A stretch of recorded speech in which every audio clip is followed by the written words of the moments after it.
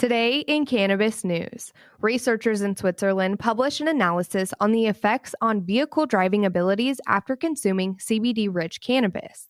A Virginia State Legislature regulatory committee passes a motion to begin recreational cannabis retail a year sooner than planned. And a pair of GOP U.S. legislators condemn President Joe Biden's lack of action and continued silence on federal cannabis policy reform. It's Monday, December 20th, and this is your Trichomes Morning Buzz. Broadcasting live from the Trichomes.com studios in Southern California, it's time for your Morning Buzz. We bring you late-breaking news that keeps you up to date with what's happening in the cannabis industry.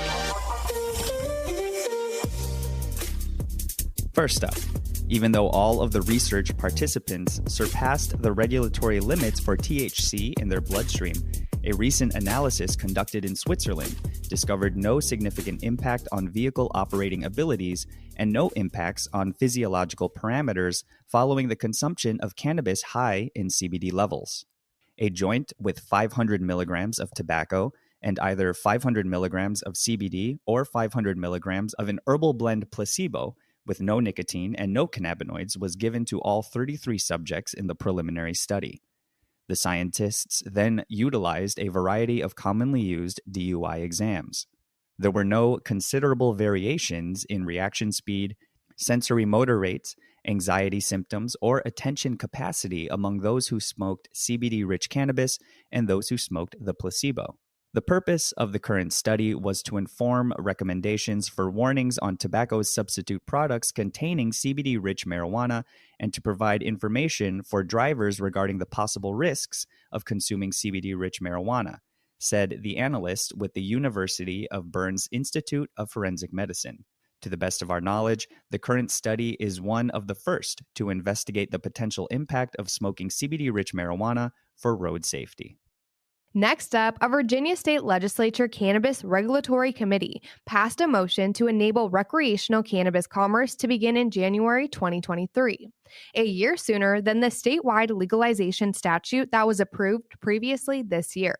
The panel voted to speed up cannabis commerce and have the industry regulated by the State Cannabis Control Authority, or CCA. As guidelines are created to authorize more adult use retailers, those early purchases would be handled via current medical cannabis distributors. When the State House of Delegates and Senate return next month with new GOP majorities in one legislative floor, as well as the governor's office, it is yet to be seen if the motion will be adopted. Commerce is presently scheduled to start in 2024, according to the statute as it exists. However, due to the reenactment provision, lawmakers will have to vote again on the legalization bill in next year's session to authorize retail production. This year, low-level possession and home growing became lawful, and those measures need not to be reenacted. Last up, President Joe Biden and Vice President Kamala Harris have received a memo from two Republican U.S. legislators condemning their lack of action and continued silence on federal cannabis policy reform and pushing the president to federally reschedule cannabis.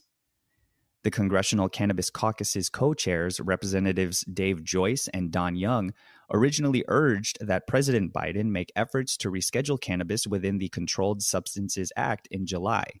A spokesperson for Representative Joyce informed Marijuana Moment that they have still to hear back regarding their original message.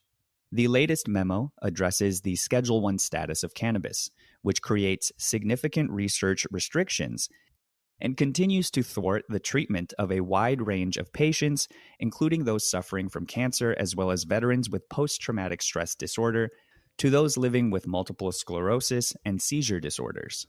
The letter continues, "To be clear, we do not negate the benefit of traditional therapies, but question why the federal government continues to bar access to innovative, proven, and in many cases, safer alternatives." That was today's Buzz. Thanks for listening. For more cannabis news and insights from industry professionals and a place to discuss these stories and others, visit trichomes.com. And be sure to catch up with all of our other cannabis industry-related podcasts like Hash It Out, Tech and Cannabis, or the International Cannabis Conversation, wherever you get your podcasts. For Trichomes.com, I'm RJ Baldwin. And I'm Devin Leal. Have a great day.